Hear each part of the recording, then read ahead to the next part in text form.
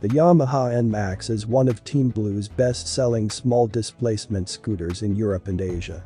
In the market since 2017, the Nmax has seen a number of revisions, but has remained more or less identical to its original formula.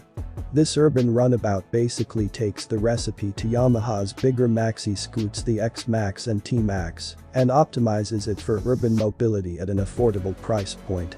For the 2022 model year, Yamaha has bestowed a few key refinements on the Nmax, making it even better than before.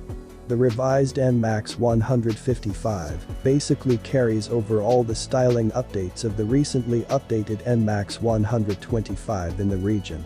As such, it gets new LED lighting, more sporty bodywork, and slightly revised ergonomics. The seating position has been extended slightly to account for taller riders, while the bars now sit higher, providing a more comfortable and relaxed riding position. Yamaha has also increased the fuel capacity for the 2022 Nmax, fitting it with a larger 7.1-liter fuel tank. As such, Yamaha now claims a range of around 300 kilometers, provided, of course, that you go easy on the throttle.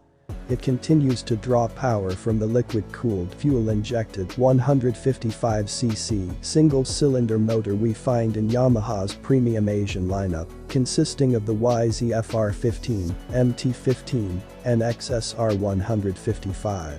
This engine gets Blue Core technology optimized for Euro 5 compliance, as well as variable valve actuation, which tweaks valve timing for efficiency down low and performance up top.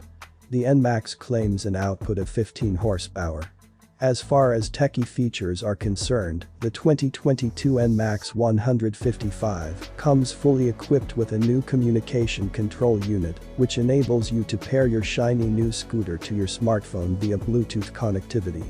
It integrates to your phone via Yamaha's My Ride mobile application, which allows you to view vital information such as service and maintenance schedules, battery health, and navigation and trip data.